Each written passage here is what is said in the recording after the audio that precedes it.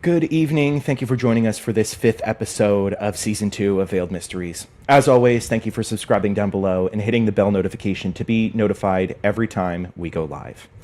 Tonight, Taylor and I will be trying to answer the unanswered question of the missing 2006 person case of Jennifer Kesse.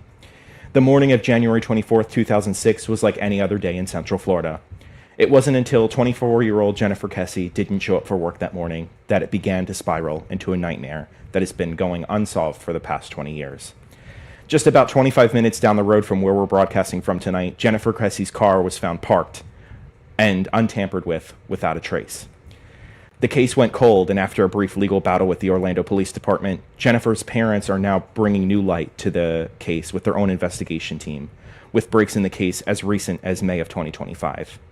Chief correspondent and legal analyst Taylor Edwards is here to break down the evidence and uncover the mystery of Jennifer Kesse's whereabouts. As always, viewer discretion is advised. Episode 5 of Veiled Mysteries begins right now. The following program contains conspiracies and true crime from around the state of Florida that may not be suitable for all audiences. All personal opinions featured in this episode should not be taken as factual evidence. As always, viewer discretion is advised.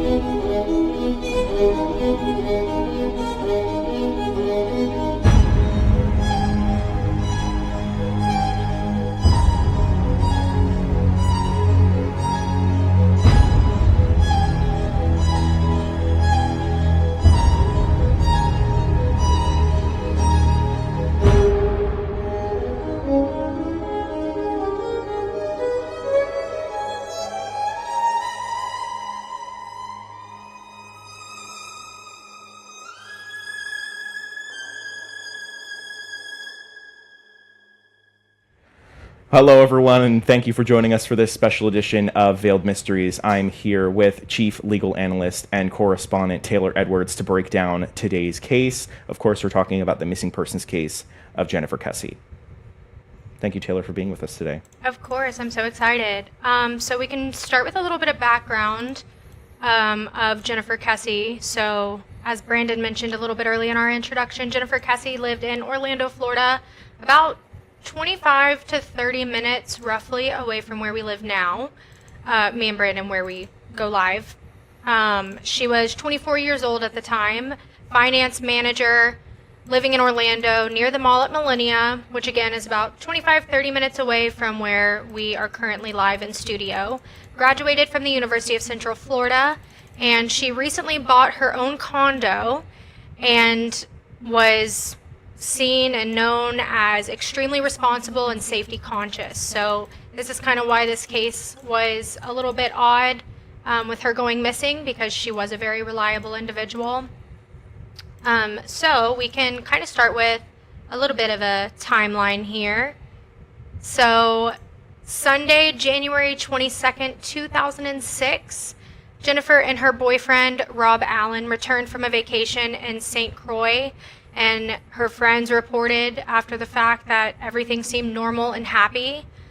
On Monday, the next day, January 23rd, she went to work as normal, and on her way home, she normally calls and talks to her family. So on this night at around 6, she was on the phone with her father on her drive. They noted this as important because nothing sounded wrong. She wasn't in any distress, no mention of any plans of leaving or going anywhere, and no signs that she intended to disappear voluntarily either. So around 10 o'clock, she talks to her boyfriend, Rob Allen, on the phone, which again, pretty normal. She was constantly on the phone from what we can kind of see. And this is the final confirmed contact with Jennifer alive. So, Brandon, if you want to kind of throw up a map of where her apartment complex was, like I said, she got a... Oh, hold on just a second. It looks like our sound is off. Let's see. Jennifer alive. So, Brandon, if you want to kind of throw up a map of I have where our sound her apartment Okay. should It be might okay. just- I don't know. Jackie said it sounds good. Herb said it sounds weird. Okay. So we'll kind of watch it. Yeah. So this map right here, you can. Which one is? So this one down on this end of Conroy Road is her actual apartment. Okay, so right down here is where her condo was, and like we had stated, it was a very big deal because this is the first condo that she got, and she was very excited. Her family was very excited for her. She bought the condo for herself, and it was one of her biggest responsibilities. So that right there is her condo. She did work it's a town called Ocoee, which is not very far from that area either. We're all kind of within 30 minutes of everything. To the point where we almost went here today. Yeah, we did. It was my decision not to, but we almost did. We definitely could have. I have frequented this mall before. Brandon has gone to the IKEA. I almost adopted a dog down there. So, like, this is a very popular area that a lot of tourists go to, a lot of locals go to, just because that mall is down there. We really only have 2 malls in Florida, so that one and then the mall is Florida Mall right here. is the other popular one. So that is where she was. So on Tuesday, January 24th, 2006, this is the official day that she went missing. Early in the morning, evidence suggests after they went inside her apartment that she had showered, got dressed for work, done her makeup and hair, locked her condo normally. So by all accounts, she left for work as normal.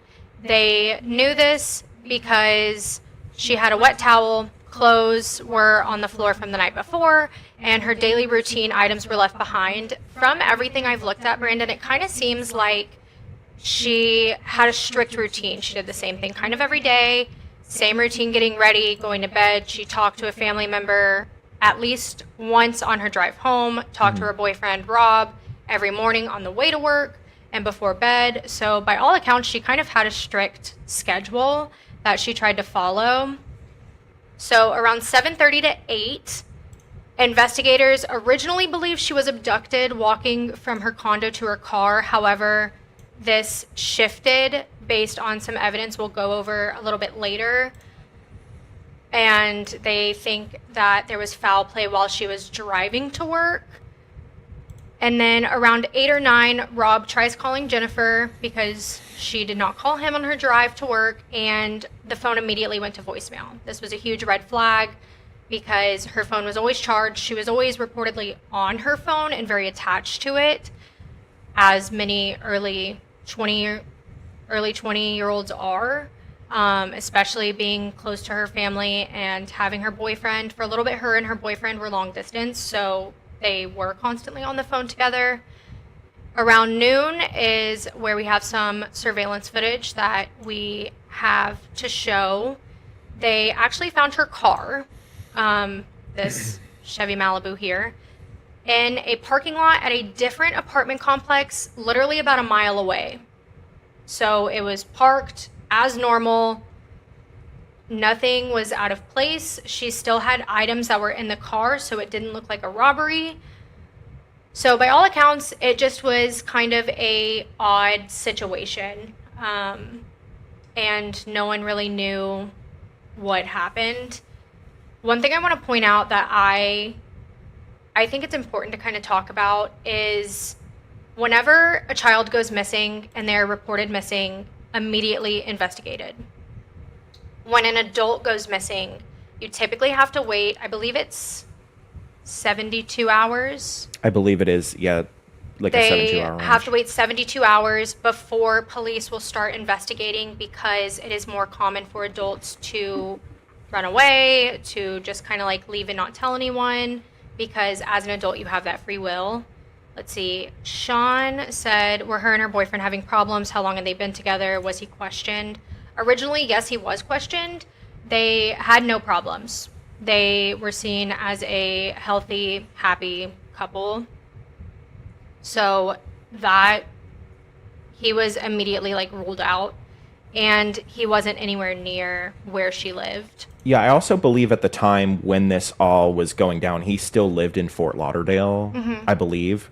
So that kind of like didn't necessarily get him out of it, but it changed his situation for the case. Yeah, for sure. They had also been dating for about a year. So not too long. They did meet in a bar in Orlando whenever he was visiting from Fort Lauderdale. But whenever someone goes missing, you immediately look at relationships, close relationships, so husbands, boyfriends, wives, girlfriends, whoever. That's typically the first stop that the police go to, because that is the person that they are kind of closest with. And more often than not, there's a crime of passion involved, but he was immediately ruled out. She wasn't having any work issues the morning she went missing. She actually had a very important meeting that her family had said that she definitely would not have missed. Not sure what the meeting was. She was a finance manager at the time, so she had some important meeting. It was also not typical of her to miss work without giving a call first. So whenever she didn't show up at work, that was the first red flag, aside from the phone going to voicemail.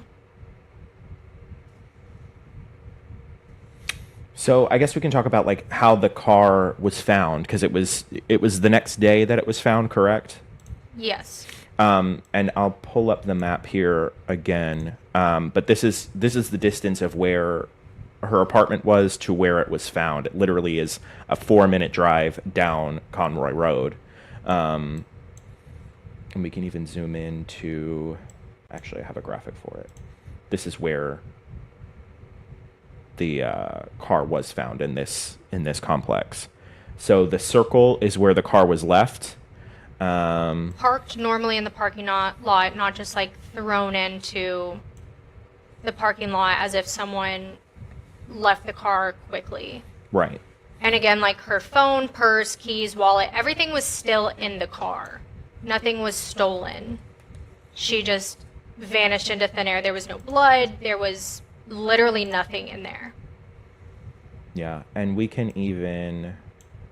No history of mental illness, no drug abuse. That's kind of why this case is very odd, because everything, by all accounts, was normal. We can drop in here.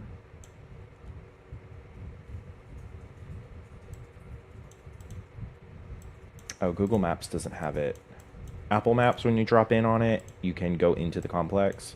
Google Maps does not have it. But this is the area of question anyway. Right in here.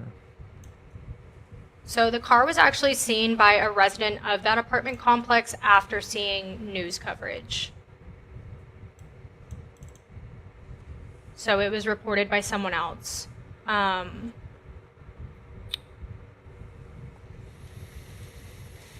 then were you able to find footage of the car leaving her apartment complex? That doesn't seem to be public. Okay, so there is a documentary out there that they stated that her car, there was footage that they saw of her car leaving the apartment complex, and it looked like the car was speeding out, and it looked like there was a struggle of who was taking over the vehicle. So that, I feel like it was only mentioned once. That isn't a huge thing in the case, which normally I feel like that would have been something that was looked into further. But it really was kind of mentioned, and then nothing happened again with it.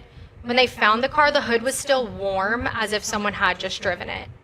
And then the only footage that we have is like the worst. It's the best evidence that one could have, but also the worst timing, because the camera of surveillance from this apartment complex does it in little like what am I trying to say? Spurts. Like it's like a frames. frame, yeah. So one frame he is behind one post of the fence, and the next frame he's behind the other one. So we have that footage to show also. Really quick before we jump into that footage, we did get a text. Also, our phone line is open. It's scrolling down at the bottom, 407-801-7204. Feel free to text us your comments as well if you can't comment on YouTube, or if you'd like to talk on the podcast. We're looking forward to having some conversation about it as well. We just ask that you text your first name and where you're from, and we'll give you a call on the podcast as well. Looks like we got a text from Jason from Houston. He asked, any relationship between any coworker from her company and that complex? Not that has been stated, not that I've been able to find. It never really was out there that anything work related or any of her coworkers were involved or really interviewed. There were a lot of complaints with the Orlando Police Department involving this case because they felt like they dropped the ball and didn't really investigate. Sean asked, wasn't there construction work happening on the property? Yes. Her condo complex was having construction work at the time, and that was the main suspects originally. However, whenever they questioned them initially, it didn't really, I guess, go well. There was a language barrier. There were a lot of transients, undocumented workers, so not a lot of them wanted to talk. However, a lot of the construction workers lived in vacant units at the apartment complex. So there was a lot of construction, which that's one of my theories we'll get into a little bit later. Brandon, do you want to throw up the surveillance footage? Yes. Let me grab that. So this is part of the footage. This is, I can pull it up in maps as well. This is the pool area that we're looking at. The camera, I believe it's still this camera. If you can see the box on the screen is right up here, because the gate we're about to see in the footage is the one that is right here. And he's walking on the outside in the parking lot, correct? Walking on the outside, yes. So there is a better clip. Which and will show. We're gonna pull the screenshot of it as well, but this is the area that we're looking at right here. So this is the initial footage that they had. So this right here, there's where he is behind the post the first time. And then the next frame, he's behind the second one. I don't know, because whenever it shows him walking across the parking lot, it's weird because it doesn't show that it's in frames like this. It shows that he's walking normally. So this kind of looks like it was doctored and messed with. There's also, they don't know if it was male or female. The FBI suspected that it was someone between 5'3" and 5'5". I went back and forth. Earlier I said definitely not, that person is taller than that. But now that I'm looking at it again, I don't know. I also thought, especially from this image right here, that it was a male. However, if you kind of look closer, it looks like their hair is in a bun. But this one might be better, yeah. It does look like they're wearing like a white jumpsuit, almost as if like a painter would wear, or a construction worker working inside with like maybe drywall or something like that. So the construction worker theory kind of, in my mind, fits, because from this image, it looks like that's what they're wearing. The police did say that it looks like they stayed in the car for about 30 seconds, and that's where they believe that. Oh, we do have a call coming in. Oh, perfect. Go ahead. Okay. Hello. Thank you for calling Veiled Mysteries. Hello. So, have y'all thought about if it might have been human trafficking?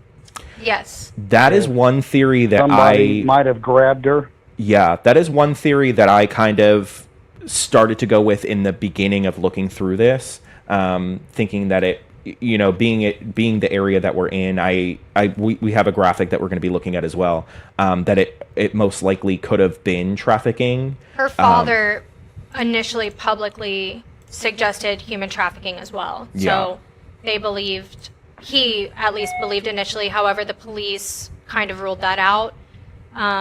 The reasoning he thought it was human trafficking was because she herself has never been found. It's been 20 years now.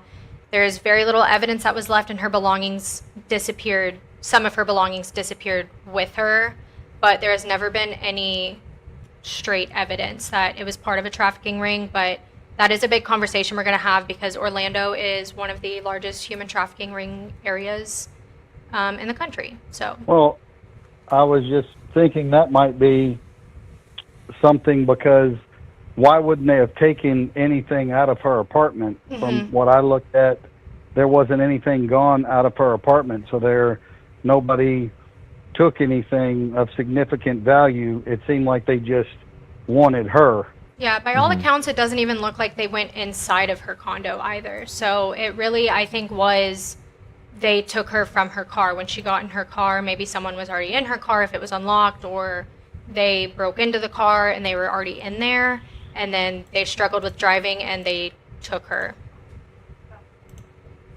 Or maybe they got her and then somebody went and got her car and moved her car. Yeah. Just to throw the investigation off. Yeah, that's a big possibility as well. But yeah, human trafficking, we have a graphic that we're going to show later between the difference of human trafficking in 2006 when this happened, and then 2004 and what the difference is. And it's crazy how... But she had no mental health issues. Nope. Or anything like that, of something where she might have just up and left. Nope. She wanted a fresh start. She wanted to get away from her life, the people around her, and she just up and left. Nope. From what her friends and family, and there were also some interviews that happened with people that lived in her apartment complex. She loved her job. She was excited that she finally bought her own condo. She loved the area she lived in. Her and her boyfriend were well. They just came back from a vacation together. So that's kind of why it's so odd, and human trafficking does make a lot of sense here, because by all accounts, she just vanished into thin air. Nothing.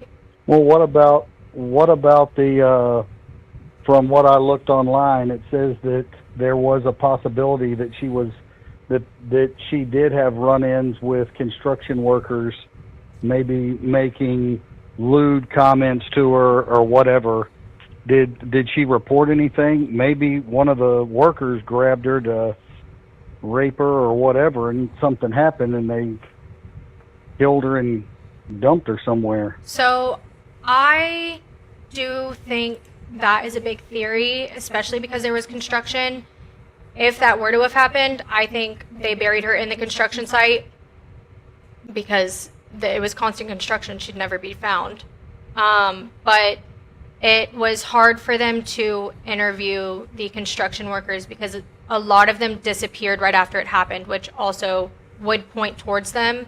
But right after she was found missing, the majority of the construction workers vanished also. And I assume that's because a lot of them were undocumented and there was going to be an investigation. A lot of them didn't talk to them. They would only speak to them in Spanish. They refused to speak in English if they were able to. So they it feels like, from what I have read and looked into and heard, that the police just kind of gave up on that lead because the interviewing just wasn't going the way that they wanted it to. One of the prime suspects was one of the construction workers also, which he was questioned. 2 years after the disappearance, he was actually arrested for raping an underage female. So he was questioned, and he took a polygraph test and he was cleared. I do have an unflattering And was photo her of car this gentleman, immediately too. gone? Was her car immediately gone and then it appeared later? I mean, yeah, it was found the next day. So I don't know if in 2006, I guess they just didn't have traffic cameras like we do now to track it from when it left her apartment to where it went like a mile down the road to know whether or not it went straight there or not. But again, they did report that the hood was warm. But none of the surveillance only showed the camera only showed a male or another person in the vehicle. Yeah. It didn't show, she didn't get out of that vehicle. No, it only shows them. It doesn't show that they take anything out of the vehicle. It literally just shows that they simply got out as if it was their vehicle and walked in front of that gate. And they have no idea who Did they leave the keys in the car? Did Yep, they keys take were in the keys? car, iPod was in the car, purse, everything was left in the vehicle. And there's no chance that that person on the surveillance camera was her in a disguise. I don't think that's ever been discussed or talked about. I mean, I guess it's... It's an interesting thought for sure. Let me see. Well, I'll let y'all keep going with your stuff, and we'll see what other people have to say. Yeah, Sure. her disguised was a really good point. That's a good idea. Yeah. All right, thank you so much for calling in. Thanks, Sean. Okay, it looks like we do have another caller waiting. I will say real quick to bring back to that point of it possibly being her, the estimated height from the FBI was 5'3" to 5'5", and she was 5'8". Interesting. So she was below that. I think what's throwing me off in the video surveillance is in apartment complexes, typically with gates that have doors, the handles are higher up because they don't want kids just walking in and out. So as you can see, that handle is pretty high. So I think that's kind of throwing off my perception of how tall the person is. Yeah, and we can see it real time here as well in the white box there. Which is part of the reason we probably should have gone there, because I'm 5'4", 5'5" on a good day. So that would have been perfect, but we did not make it there. We do have another caller waiting. It looks like we have Jackie from Spring, Texas. Oh, perfect. Give her a call real quick.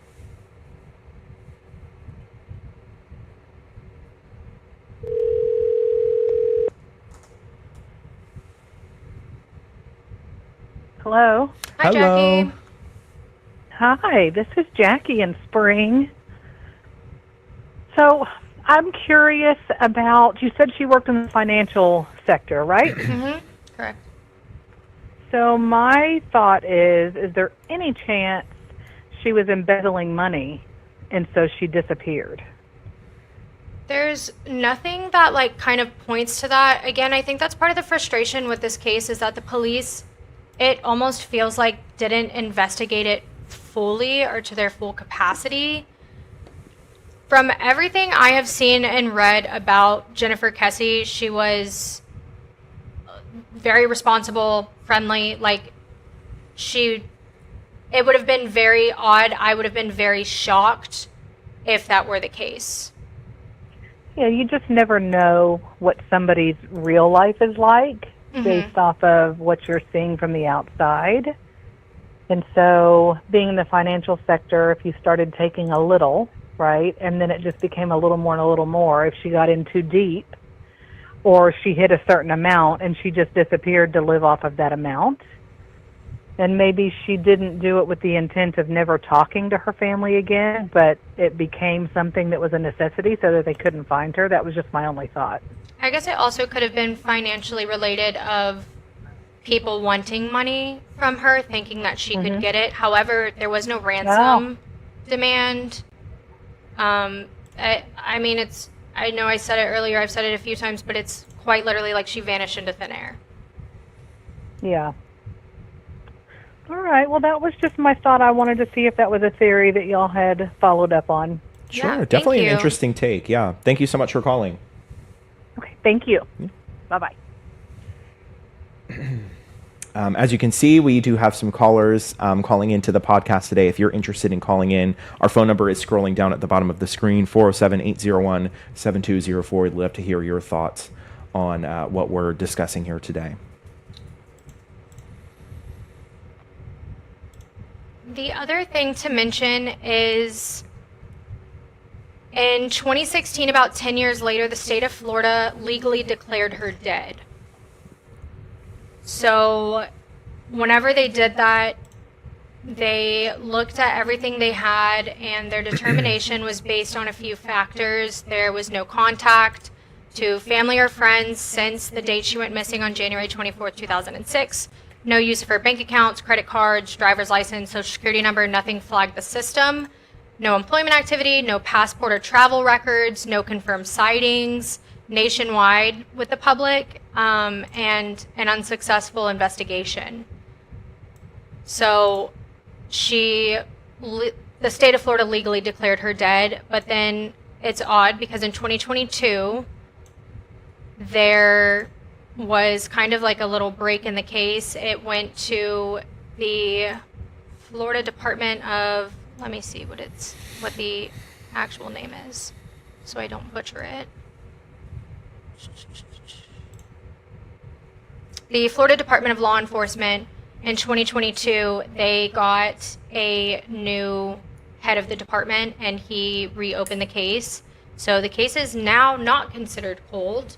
There have been new developments, new DNA testing, re-examining old evidence, narrowing the suspect pool. They did use AI enhancement technology for the surveillance footage, which that's not released to the public because as of now it is still an ongoing investigation. And then apparently they have new persons of interest and have re-interviewed them, which again, we don't know who this is. Nothing has been made public, but it is now currently an open case, so they have found something. The technology difference between 2006 and 2026 is drastically different. Oh, yeah.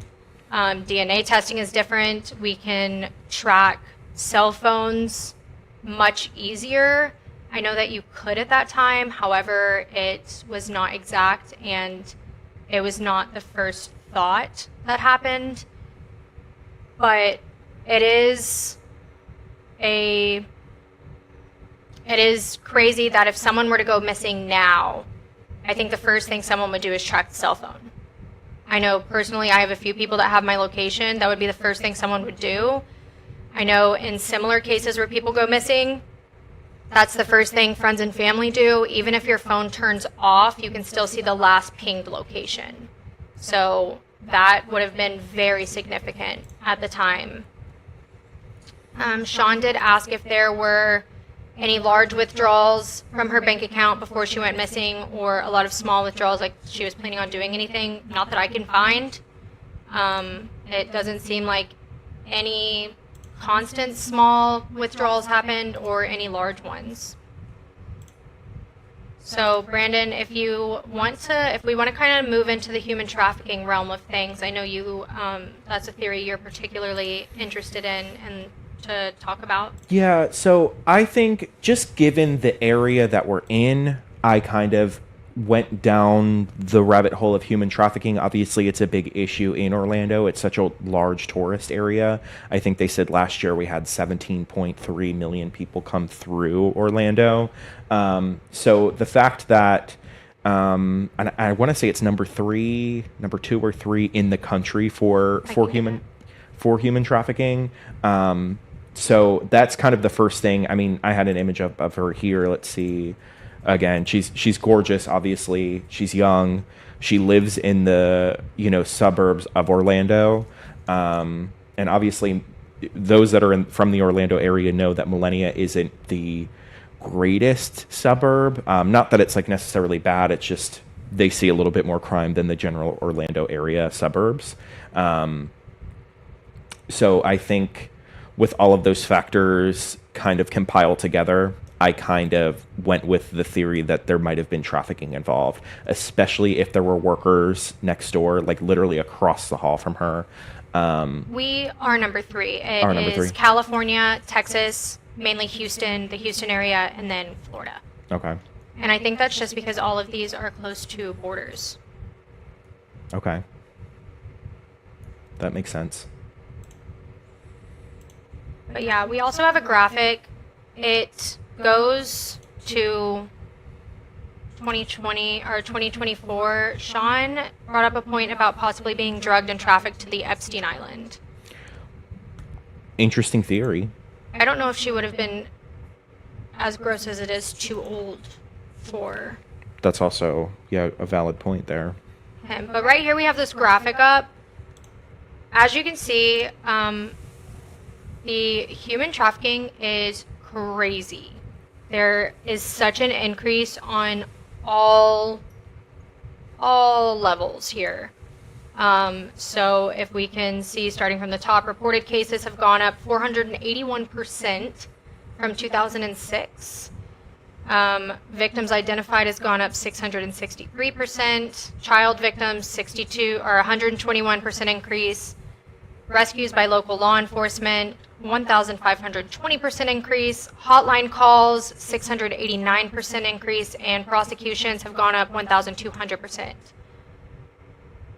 I would assume that Florida is one of the top human trafficking areas because it is a tourist area, especially Orlando and Central Florida.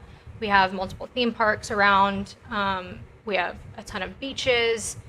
It is just, we have a port where cruises go out of. So I think that is one main reason. I also think because, again, it's close to a border, it is fairly quickly to get someone across that border, because we in Florida kind of go across into Cuba versus Houston and California going into Mexico towards the south, obviously. But I think that's where it kind of makes it more likely to happen in Florida. Yeah. And as you said, these numbers are from 2024, but I think these numbers are only ran every couple years. So this is the most up-to-date information that we could get our hands on. Which, again, this is all in terms of what was reported. So there's probably a lot more cases that weren't reported, or people were just determined missing. I know that a lot of times if there is a sex worker on the street and they go missing, they just assume maybe they died of a drug overdose or something like that. They don't immediately assume human trafficking because they have such a bad reputation. But I think that's kind of why it's so major. Also, as terrible and unfortunate as it is, child abductions are crazy high in this area. And again, I think that's mainly just from theme parks around here, and we are kind of like a child hotspot. And child trafficking is, I don't even want to say the phrase, but popular. I think that they are more likely to traffic a child over an adult because they are able to be groomed for a longer period of time. Yeah. I do have a photo here as well. I could not get the mugshot, but I have a photo of the person of interest initially in the case. We do know that this gentleman has now since talked to the Kesse family and their private investigating team. Not that it completely gets him off the hook, but they believe that he may have more information than he originally set up to be. And he was actually identified, someone from the Huntington apartment complex, I believe, not Jennifer Kesse's, but where her car was found. She identified him from the surveillance video. How she got that from the video, I'm not sure, but someone identified him as a suspect. And again, he was questioned, he did a polygraph, and they did release him as a suspect, but he was one of the construction workers. And he did state, I believe it's in this interview here, because this is from a 48 Hours episode that they did on Jennifer Kesse. I believe in his interview, he does state that he had not really conversed with her, met her, but she was very nice and friendly and a beautiful girl, which she was. So he did at least know of her. He was circulated in her area, I guess. Yeah. But he's not connected to any trafficking or anything like that. He was only prosecuted 2 years later, as far as I know. There obviously could have been more for the rape of a minor. And then one thing to note is, since this has been reopened, NASA has assisted in trying to enhance the surveillance video, which I think is crazy interesting that the surveillance video and the FBI have connected with NASA in order to try to enhance the video, but they still can't get any definitive identifications from the video. So ironically, their best piece of evidence is their worst piece of evidence. Yeah. And obviously cameras were not, we're talking about a 10-year, 20-year gap. Cameras are very different now than they used to be. Security in general used to be a lot different than it is now. Everyone has a Ring camera. Everyone has, cameras in their house, on their house. That usually is the first things that police comb for when they're in a crime scene. Is they're going door to door and asking for Ring camera. They're going door to door and asking for anything. Obviously, Ring door camera footage was big in the Nancy Guthrie case and is continuing to be a big piece of evidence in that case. And just to think that if there was footage like that we have now, that this maybe not have a conclusion, but we'd have a little bit more of a narrowed down answer of what actually happened to Jennifer. Also, we've mentioned it before in previous cases, but the importance of social media. Not that I don't know if it would have truly made a difference. Not that she would have necessarily posted anything, but no, Jackie, no alien abduction. No. Not abducted by. We are not even getting. We're not into going those down the crazy alien. aliens. No, we can't. We know how I feel about them. That's our most viewed podcast on the is. channel. Congratulations to anyone that loved it. Over 200 views, which is big for us. So we're growing. But I've lost my train of thought. Social media. Oh, yes, social media. So, not that I think her posting necessarily would have made a difference, but I think that her family, her boyfriend, her friends, spreading the word on, it's X now, right? Twitter? Yeah. On X, that would have probably jump-started it publicly going around the world. And could have definitely, if she was human trafficked, brought more possible sightings. Yeah. Sean has the theory that a worker grabbed her, pulled her into an apartment. From the way that sounds, I assume just a vacant apartment, possibly raped her and killed her and disposed of her body. And it is odd that the construction workers were disappearing right after it happened, which again, because we are so close to the border, we do have a lot of undocumented workers, so they would most likely flee, unfortunately, because they're more scared to get deported rather than helping an investigation, which 9 times out of 10, if something like this happens, all the police care about when they're investigating is what happened. They don't necessarily at that point care whether or not you're undocumented. They just want to know if you saw anything and if you know any information to help their case. But I do think it's weird. I think if that were the case, she was disposed of at the construction site, because again, this is terrible to say, but like, what a perfect burial ground. She would never be found unless they dug up where they disposed of. I will say there was no skunk apes. Sorry, Sean, no skunk apes. We're not. No. I will say that there was a thought, and this was from their private investigator, so they hired a private investigator because the family ended up suing. I don't think, Suzanne, that they have checked the construction site for a body. Not to my knowledge. Maybe on a cruise ship. Jackie, again, yeah, that's a great way to get her out of the country if she was trafficked.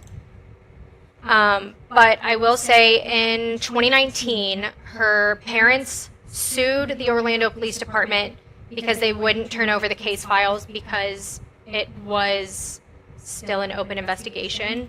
So they didn't release all of their files. But once they were sued, they turned over 16,000 pages of records, and I believe it was over 300 hours of surveillance footage. Mm-hmm.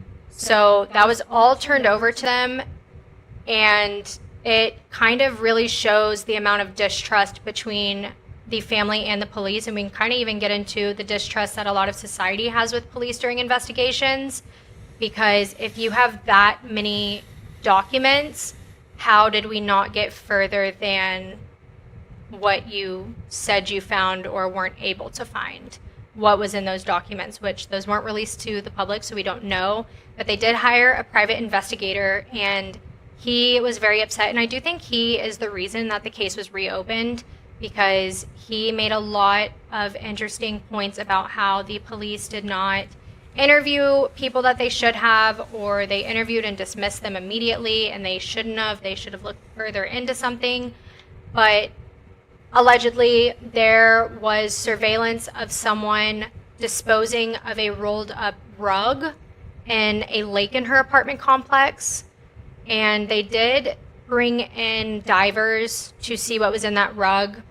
I assume nobody was found. I feel like that would have been front page news. Right. But they did see that, and he did get divers to go in and look. But that was something that was kind of odd to see, that it was disposed of in a lake rather than just at a dumpster or driving it somewhere.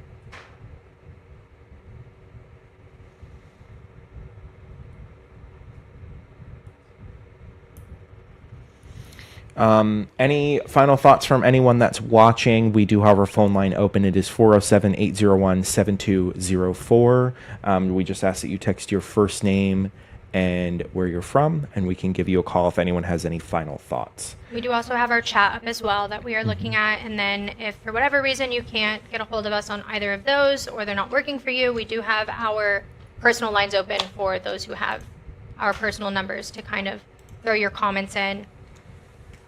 But I personally think I am leaning more towards human trafficking.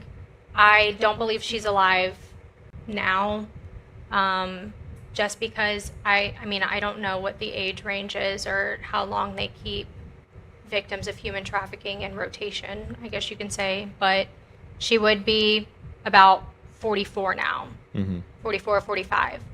So I do think it's very, very possible that she was human trafficked. Again, I think social media could have made a huge difference in the case if it was used, because social media is something that can be spread worldwide in an instant, and there could have been possible sightings, but someone from across the globe might not have been aware of anything that happened, or might not have been aware of what she looked like to know whether or not there was something odd going on. Right. And I know this case has moved on from the Orlando police and is in the hands of the Kesse family now. They do have a Facebook page that is run by the investigating team, that if you have any information, anyone that this may be getting across, if you have any information regarding this case or Jennifer's whereabouts, they urge you to reach out to the Facebook page, join the Facebook page, and kind of be a part of that conversation. I'm pretty sure if you type in Jennifer Kesse missing, it'll be one of the first pages that you see on Facebook. But yeah, I assume, Brandon, your theory is the human trafficking as well? Yeah, I'm also on the theory of human trafficking, just given the area that we're in. She is young, she's very pretty, and I think it was an advantage crime of the time. There wasn't documentation like there is now. I think given this situation happened maybe within the past 5 years, when we had this surge in personal security and personal protection and documented happenings, location pinging, all of that, I think this could have had a really different outcome.